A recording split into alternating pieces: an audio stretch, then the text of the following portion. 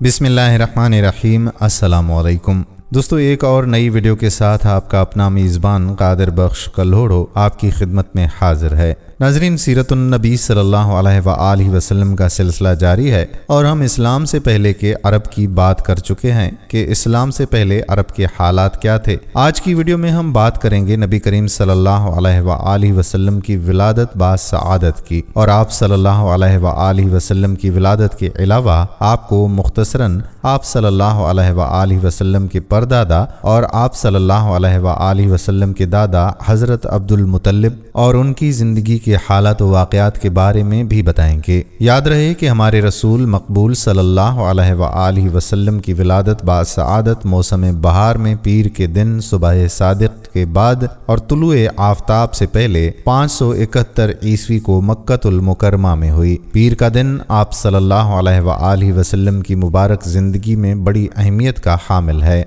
सैयदना इब्ने अब्बास रज़ियल्लाहु ताला अन्हु फरमाते हैं कि आप सल्लल्लाहु अलैहि वसल्लम पीर के दिन पैदा हुए। पीर के दिन ही आपको नबूवत से सरफराज फरमाया गया। सोमवार को मक्का से मदीना हिजरत करने के लिए निकले। सोमवार ही को आप सल्लल्लाहु अलैहि वसल्लम मदीनतुल मुनव्वरा तशरीफ लाए और आप सल्लल्लाहु अलैहि वसल्लम ने पीर ही के दिन इस दार फ़ानी को खैराबाद कहा। आप सल्लल्लाहु अलैहि वसल्लम के पैदा होते ही आप सल्लल्लाहु अलैहि वसल्लम के दादा अब्दुल मुत्तलिब आपको गोद में उठाकर खाना काबा में ले गए, आपके लिए दुआ की और मोहम्मद सल्लल्लाहु अलैहि वसल्लम नाम रखा। पोते की पैदाइश की खुशी में 7वें दिन अपने कबीले की दावत की। लोगों ने आपके दादा से पूछा कि नौमौलूद का नाम दूसरे लोगों जैसा क्यों नहीं रखा, तो उन्होंने जवाब में कहा कि मैं चाहता हूँ कि मेरे पोते पर इस नाम का असर पड़े और मेरा पोता तारीफ और तौसीक हासिल करे। आप सल्लल्लाहु अलैहि वसल्लम की वालिदा ने आपका नाम अहमद रखा।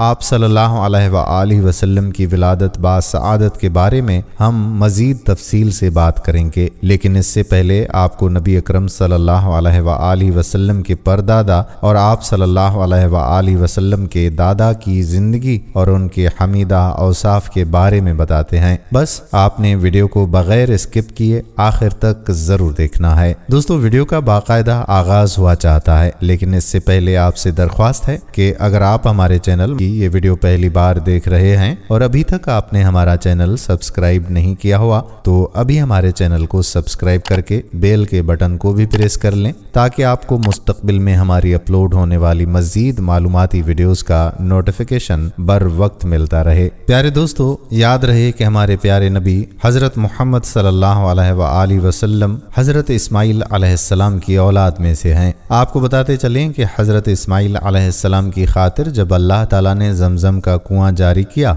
तो कबाइल जरहम और क़याद के खाना बदोश सैयदा हाजरा की इजाज़त से वहां आकर रिहाइश पजीर हुए। काबा के मुतवल्ली हज़रत इस्माइल अलैहिस्सलाम और उनकी औलाद रही। एक अरसे के बाद बनु जरहम और सैयदना इस्माइल अलैहिस्सलाम की औलाद में काबे की तौलीद के सिलसिले में झगड़ा हुआ तो काबे की खिदमत और तौलीद औलाद इस्माइल और बनु जरहम में तकसीम हो गई। और जब बनु खज़ाआ ने लड़कर मक्के पर कब्जा किया तो एक मुद्दत तक काबा की तौलीद भी उनके पास रही, लेकिन बनु इस्माइल बहरहाल मक्का में ही रहे। उनके एक फर्द कल्लाब ने शुमाली अरब में कबीला खज़ाआ में शादी की। इससे कुस्सी पैदा हुए। वो जवान होकर अपने कबीले में वापस आ गए। खसर की वफात के बाद कुस्सी ने अपने नौनिहाल की मदद से बनु खज़ाआ को मजबूर किया कि वो शहर छोड़कर मज़ाफ़ात में जा बसा। बनु खज़ाआ के सरदार ने काबा के कीमती चढ़ावों को जमजम के कुएं में डालकर उसको फाड़ दिया और कुआं गायब हो गया। फिर कुसी को बहुत बड़ा इक़्तिदार हासिल हुआ। उसकी औलाद पली फूली और उसे कौम का बहुत बड़ा सरदार तस्लीम किया गया। कुसी ने मक्के में एक शहरी मुमलकत का आगाज़ किया। वहाँ दारुल नदो यानी पार्लियामेंट और टैक्स के नए महकमे कायम किए, लेकिन वफात के वक्त हुकूमत अपने बच्चों में तकसीम कर दी। किसी को काबा की रखवाली सौंपी, किसी को चाबी दी, کسی کو فوج کی قیادت تو کسی کو ٹیکس کا حساب کتاب سونپا۔ بعد کی نسلوں میں انتظامات کی مزید تقسیم در تقسیم ہوتی چلی گئی، جس کی تفصیل ہم گزشتہ ویڈیو میں بیان کر چکے ہیں۔ اگر آپ کو اس تفصیل میں دلچسپی ہو تو ہماری پہلی والی ویڈیو ضرور دیکھ لیجیے گا۔ کہا جاتا ہے کہ آغاز اسلام کے وقت وہاں 10 سرداروں کی ایک مجلس کار فرما نظر آتی تھی۔ قصی کے 4 لڑکے تھے، ان میں عبد مناف بڑے نامور اور صاحب عزت ہوئے۔ عبد مناف کے بھی 4 بیٹے تھے، ان میں ہاشم شہرت میں سبقت لے گئے۔ یاد رہے کہ ہاشم آپ صلی اللہ علیہ وآلہ وسلم کے پردادا تھے۔ وہ بہت دولت مند ہونے کے ساتھ ساتھ سخاوت، مروت اور احسان میں بھی بے مثال تھے۔ ہاشم کہلانے کی وجہ یہ تھی کہ ان کے عہد میں ایک مرتبہ مکہ مکرمہ میں قحط پڑ گیا۔ یہ فلسطین گئے اور اونٹوں پر آٹے کی بہت سی بوریاں لاد کر لے آئے۔ بہت سے اونٹ ذبح کیے، ان کا شوربہ تیار کیا، روٹیاں پکوائیں، ان روٹیوں کو شوربے میں بھگو کر اہل شہر کو کھلاتے رہے۔ عرب اس کھانے کو حشیم اور سرید کہتے ہیں۔ یہ سلسلہ ایک مدت تک جاری رہا، اسی وجہ سے ان کا نام ہاشم پڑ گیا۔ وہ حاجیوں کی خدمت اور مہمان نوازی میں بھی بڑھ چڑھ کر حصہ لیتے تھے۔ اسی سخاوت اور فیاضی سے ہاشم کا نام پورے عرب میں مشہور ہو گیا۔ کہتے ہیں کہ ذاتی اثر رسوخ اور وجاہت کی وجہ سے ان کی دوسرے ممالک کے اقتداروں میں بھی رسائی تھی۔ انہوں نے ہی قریش میں سب سے پہلے یہ دستور جاری کیا کہ سال میں 2 مرتبہ تجارتی قافلے روانہ ہوا کریں، موسم گرما میں شام کی طرف اور موسم سرما میں یمن کی طرف۔ چنانچہ اسی دستور کے مطابق دونوں موسموں میں قافلے روانہ ہوتے تھے۔ سورۃ القریش میں اللہ تعالیٰ نے قریش کو یہی انعام یاد دلایا ہے، کیونکہ قریش اللہ کی رحمت سے موسم سرما اور گرما کے عادی ہو گئے۔ ان کی سمجھ میں یہ بات آ گئی کہ اس نعمت کے شکریہ میں اللہ کی عبادت کرنا چاہیے جو اس گھر کا مالک ہے، اور اس نے انہیں بھوک میں کھانا دیا اور خوف سے امن بخشا۔ نجاشی یعنی شاہ حبش ہاشم کی بے حد خاطر مدارت کرتا اور تحفے تحائف بھی پیش کیا کرتا۔ قیصر روم بھی ان سے بہت مہربانی سے پیش آتا تھا۔ ہاشم نے یمن اور روم کی حکومت سے قریش کے تجارتی قافلوں کی حفاظت کا حکم حاصل کیا، اور یہ ان کی اعلیٰ تدبیر کا نتیجہ تھا کہ تمام راستے قریش کے تجارتی قافلوں کے لیے محفوظ ہو گئے۔ اس طرح مکہ مکرمہ بین الاقوامی تجارت کا مرکز بن گیا۔ اس سے خانہ کعبہ کی زیارت اور فریضہ حج عام ہو گئی، اور مکی زبان بھی ملک کے چاروں طرف سمجھی جانے لگی۔ ان قریشی قافلوں اور سالیانہ میلوں کی وجہ سے جزیرہ نمائے عرب میں ایک معاشی مرکز پیدا ہو گیا۔ ان سالانہ میلوں میں قریش کو سرمایہ دارانہ تجارت اور قافلوں کی حفاظت کے سلسلے میں بہت اہمیت حاصل تھی۔ اس طرح مکہ مکرمہ تجارتی مرکز بنا،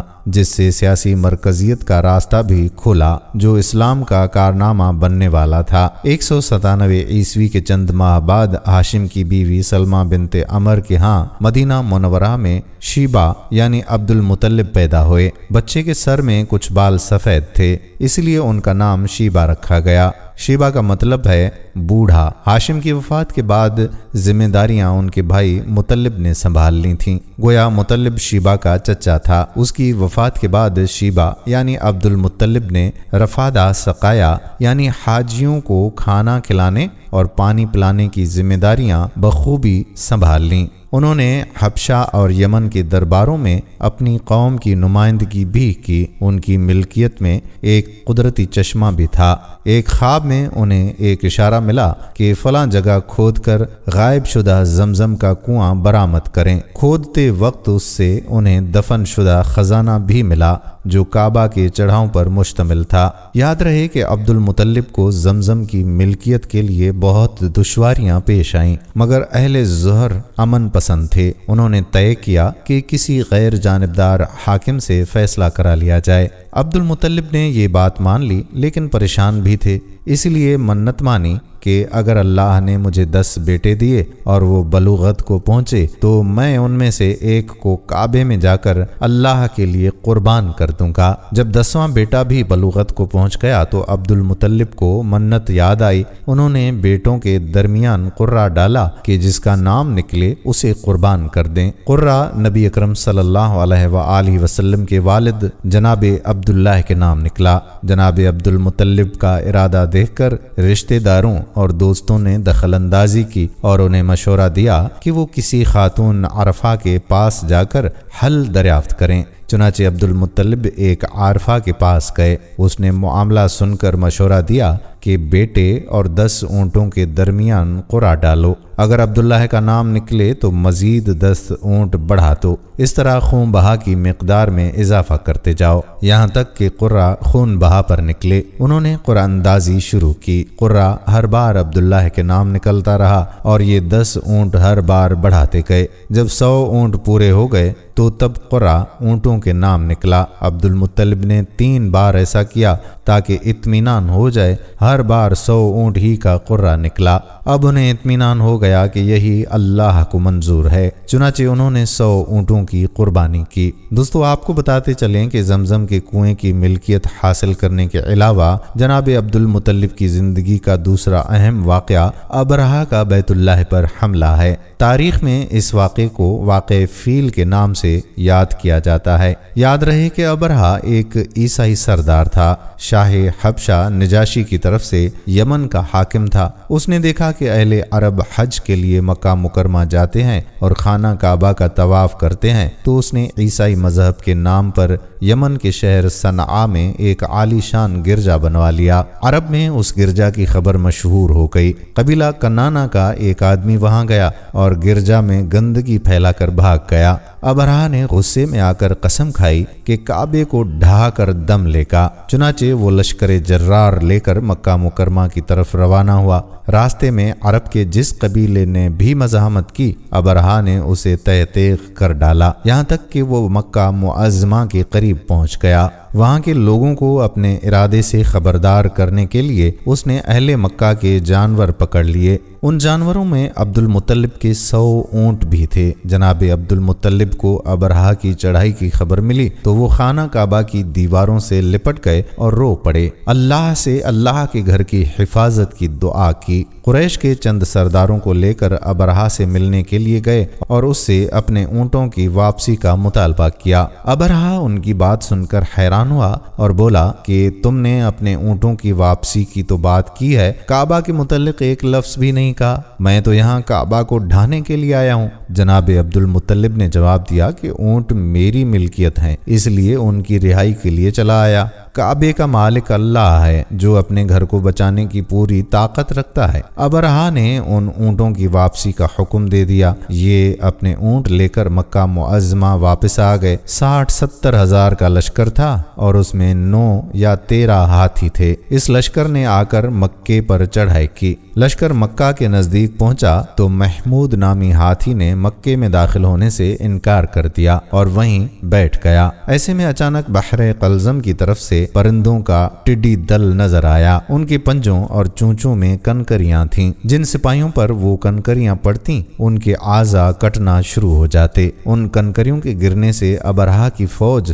اور ہاتھیوں کا جو حشر ہوا وہ بلا شبہ تاریخ عالم کا ایک حیرت ناک سانحہ ہے۔ خود ابرہہ مشکل سے گرتا پڑتا صنعاء تک پہنچا اور نہایت دردناک عذاب میں گرفتار ہو کر یمن میں مر گیا۔ یاد رہے کہ عربوں کے ہاں اس سال کو عام الفیل کہتے ہیں۔ ایک مدت تک یہی تقویمی سال شمار ہوتا رہا۔ قرآن کریم میں یہ واقعہ سورۃ فیل میں اس طرح سے بیان ہوا ہے، جس کا ترجمہ ہے، کیا تم نے نہیں دیکھا تمہارے پروردگار نے ہاتھی والوں کے ساتھ کیا سلوک کیا؟ کیا اس نے ان کی تدبیر کو اکارت نہیں کر دیا اور ان پر پرندوں کے جھنڈ بھیج دیے جو ان پر پکی ہوئی مٹی کے پتھر پھینک رہے تھے، پھر ان کا یہ حال کر دیا جیسے جانوروں کا کھایا ہوا بھوسا۔ دوستو تاریخی کتب میں آتا ہے کہ یہ واقعہ فیل کے 50-55 دن بعد عبد المطلب کعبے کا طواف کر رہے تھے کہ انہیں پوتے کی ولادت کی خوشخبری ملی۔ 75 साला दादा बहुत खुश हुए। नबी करीम सल्लल्लाहु अलैहि वसल्लम उनके प्यारे फर्जंद जनाब अब्दुल्लाह की यादगार थे, जिनकी जिंदगी 100 ऊँटों की कुर्बानी देकर बचाई गई थी, लेकिन फिर अचानक वो फौत हो गए। उनकी वफात से बूढ़े बाप को जो सदमा पहुंचा था, पोते की विलादत से एक हद तक वो कम हो गया। जनाब अब्दुल्लाह की वालिदा यानी नबी पाक सल्लल्लाहु अलैहि वसल्लम की दादी का नाम फातिमा बिनते अमर था। अब्दुल्लाह के 2 सगे भाई जुबैर और अबू तालिब थे। बीबी आमना से निकाह के बाद जनाब अब्दुल्लाह ने रिवाज के मुताबिक 3 दिन तक ससुराल में क़याम किया, जिसके बाद तिजारत की गर्ज से शाम चले गए। वापसी पर यसरब यानी मदीना मुनव्वरा में ठहरे ताकि अपने वालिद के हुक्म के मुताबिक खजूरों का सौदा करें। मदीना मुनव्वरा में क़याम के दौरान वो बीमार पड़ गए। आपकी बीमारी की खबर मक्का पहुंची तो अब्दुल मुत्तलिब ने फौरन अपने बड़े बेटे हारिस को अब्दुल्लाह की खबरगिरी के लिए मदीना मुनव्वरा रवाना किया। हारिस पहुंचे तो मालूम हुआ कि 1 माह बीमार रहने के बाद जनाब अब्दुल्लाह इंतकाल कर गए हैं। इंतकाल के वक्त उन्होंने 5 ऊँट, चंद बकरियां और एक बांदी छोड़ी, जिसकी कुनियत उम्मे ऐमन और नाम बरकत था। दोस्तों, यूं हजरत अब्दुल्लाह का इंतकाल अपने पैगंबर बेटे की विलादत से चंद माह पहले ही हो गया था। गोया आप सल्लल्लाहु अलैहि वसल्लम शक्म मादर में ही यतीम हो गए थे। आप सल्लल्लाहु अलैहि वसल्लम की वालिदा सैयदा आमना तहारत नफ्स, शराफत, इज़्ज़त, इफ़्फ़त, असमत और पाकीज़गी में बेमिसाल थीं। अपनी कौम में सैयदतुल निसा के लक़ब से मशहूर थीं। दुधियाल और ननियाल दोनों के एतबार से आप अरब के बेहतरीन कबीले और बेहतरीन कौम में से थीं। विलादत बासआदत के बाद 3-4 दिन तक आप सल्लल्लाहु अलैहि वसल्लम की वालिदा ने आपको दूध पिलाया। फिर आपके चचा अबू लहब की आज़ाद करदा कनीज़ सोबिया ने और फिर हलीमा सादिया ने दूध पिलाया। दोस्तों, आपको बताते चलें कि अक्सर सीरत निगारों ने कनीज़ का नाम सोबिया ही लिखा है और दरअसल उसका नाम सोबिया ही था। जिस तरह सहीह बुखारी और सीरत निगारी के आलमी मुकाबले में अव्वल आने वाली सीरत नबवी पर मुस्तनिद किताब अल-रहीक़ुल मख्तूम में मज़कूर है कि दूध पिलाने की जिम्मेदारी माह रब्बियुल अव्वल 52 क़बल हिजरी यानी अप्रैल 571 ईस्वी में सौंपी गई। उस ज़माने में अरब में ये दस्तूर आम था कि जो आज के दौर में भी बाकी है कि नौज़ायदा बच्चों को दूध पिलाने के लिए शुरफा इब्तिदाई से देहात में भेज दिया करते थे, ताकि देहात की साफ सुथरी और खुली आबो हवा में उनकी परवरिश हो सके, ज़ुबान अहले अरब जैसी फसी हो जाए और अहले अरब की दीगर खुसूसियात अवाइल उम्र से ही बच्चों में रासिख हो जाएं। इस दस्तूर के मुताबिक साल में 2 मरतबा बनी सअद की औरतें शीरख्वार बच्चों की तलाश में आया करती थीं। चुनाचे आप सल्लल्लाहु अलैहि वसल्लम की पैदाइश के 8 दिन के बाद उन्हीं औरतों के साथ हज़रत हलीमा सादिया रज़ियल्लाहु ताला अन्हा भी तशरीफ़ लाईं। दूसरी औरतों को तो मक्का मुकरमा के खाते पीते घरानों के बच्चे दूध पिलाने के लिए मिल गए, लेकिन हलीमा सादिया खाली हाथ रह गईं। नबी करीम सल्लल्लाहु अलैहि वसल्लम चूँकि यतीम थे, इसलिए इनाम व इकराम की उम्मीद कम थी, इसलिए किसी औरत ने उनके घर की तरफ तवज्जो ना की। आखिर जब रवानगी का वक्त आया तो हलीमा को खाली हाथ जाना बहुत नागवार गुजरा और अल्लाह ताला की तरफ से उनका दिल उस यतीम बच्चे की तरफ खींचने लगा। चुनाचे उन्होंने अपने शोहर हारिस से जाकर कहा कि अल्लाह की कसम, मुझे ये अच्छा नहीं लगता कि मेरी सारी सहेलियां तो बच्चे लेकर जाएं और मैं अकेली कोई बच्चा लिए बगैर जाऊं। मैं जाकर उस यतीम बच्चे को ले लेती हूँ। शोहर ने ये सुनकर कहा कि कोई हर्ज नहीं, मुमकिन है कि अल्लाह हमारे लिए इसी में बरकत अता कर दे। इसके बाद उन्होंने जाकर बच्चे को ले लिया। काफिला रवाना हुआ, सब सवार होकर चल पड़े। हलीमा सादिया भी आपको लेकर चल पड़ी। हलीमा की ऊँटनी दुबली पतली, देखने में मरियल और चलने में सबसे सुस्त रफ्तार थी, लेकिन जो ही हलीमा सादिया आप सल्लल्लाहु अलैहि वसल्लम को लेकर उस पर सवार हुई तो यकायक वो बर्क रफ्तार हो गई। बाकी औरतों ने इस मंजर को हैरत से देखा कि हलीमा सादिया की मरियल ऊँटनी उनकी ताकतवर और तेज रफ्तार ऊँटनियों से आगे निकली जा रही है और फिर वो उन सबको पीछे छोड़ गई। ये तब्दीली दूसरी औरतों के लिए किसी मौजिज़े से कम नहीं थी। प्यारे दोस्तों, आपको बताते चलें कि हलीमा सादिया के वालिद अब्दुल्लाह बिन हारिस थे। वो नबी सल्लल्लाहु अलैहि वसल्लम के रज़ाई नाना हुए। हलीमा सादिया के शोहर का नाम हारिस बिन अब्दुल अज़ा था। ये दोनों ही कबीला सअद बनी बकर बिन हवाज़िन से ताल्लुक़ रखते थे। इसी तरह हारिस के बच्चे आपके रज़ाई भाई बहन हुए। जब तक आप सल्लल्लाहु अलैहि वसल्लम हलीमा सादिया के घर रहे, उनका घर बरकतों से माला माल रहा, जिनका तज़किरा हम अगली वीडियो में ज़रूर करेंगे। याद रहे कि कुरान करीम फुरक़ान हमीद में सूरतुल अंबिया आयत नंबर 107 में अल्लाह ताला ने आपको रहमतुल लिल आलमीन कहा है। हमने आपको तमाम जहानों के लिए रहमत बनाकर भेजा है। आखिर में आपको मुख्तसरन नबी करीम सल्लल्लाहु अलैहि वसल्लम का शजरा नसब बताते हैं। आपका नसब नामा इस तरह से है: मोहम्मद बिन अब्दुल्लाह बिन अब्दुल मुत्तलिब बिन हाशिम बिन अब्द मन्नाफ बिन कुसी बिन कल्लाब बिन मरह बिन काब बिन लोई बिन गालिब बिन फहर बिन मालिक बिन नज़र बिन कन्नाना बिन खजीमा बिन मदरका बिन इलियास बिन मज़र बिन नज़ार बिन मुआज बिन अदनान। दोस्तों, कहते हैं कि इस बात पर सबका इत्तिफाक है कि अदनान सैयदना इस्माईल अलैहिस्सलातु वस्सलाम की नस्ल से हैं, लेकिन दोनों के दरमियान कितनी पुश्तें हैं और उनके नाम क्या हैं, इसमें बहुत से इख्तलाफात पाए जाते हैं। आप सल्लल्लाहु अलैहि वसल्लम की वालिदा का नाम सैयदा आमना था। सैयदा आमना के वालिद वहब बिन अब्द मन्नाफ बिन कल्लाब है। ये वही कल्लाब हैं जो वालिद की तरफ से भी नबी करीम सल्लल्लाहु अलैहि वसल्लम के नसब नामे में आते हैं। उनका असल नाम औरवी था, लेकिन कुत्तों के जरिए बकसरत शिकार खेला करते थे, इसलिए कल्लाब के नाम से मशहूर हो गए। अरबी में कल्लाब कुत्तों को कहते हैं। दोस्तों, ये था तज़किरा नबी करीम सल्लल्लाहु अलैहि वसल्लम के दादा परदादा और आप सल्लल्लाहु अलैहि वसल्लम की विलादत बासआदत का। अगली वीडियो में हम आप सल्लल्लाहु अलैहि वसल्लम के बचपन और आप सल्लल्लाहु ताला अलैहि वसल्लम की इब्तिदाई ज़िंदगी के हालात व वाक़यात और मोजज़ात से आगाह करेंगे इंशाअल्लाह। आपसे गुजारिश है कि जाने से पहले हमारी इस वीडियो को शेयर ज़रूर कीजिएगा। दोस्तों, हम उम्मीद करते हैं कि आपको हमारी आज की ये वीडियो ज़रूर पसंद आई होगी। अगर आपको हमारी आज की ये वीडियो पसंद आई है तो सबसे पहले तो इस वीडियो को लाइक करें और अपनी राय का इजहार कमेंट सेक्शन में लाजिम करें। और आपसे एक बार फिर दरख्वास्त है कि हमारे चैनल को ज़रूर सब्सक्राइब कर लें और साथ ही लगे घंटी के बटन को भी क्लिक कर लें ताकि आपके पास हमारी आने वाली मज़ीद मालूमाती वीडियोज़ का नोटिफिकेशन बर वक्त मिलता रहे। अल्लाह ताला आपको अपनी हिफ्ज़ व अमान में रखे। आमीन फ़ी अमानुल्लाह।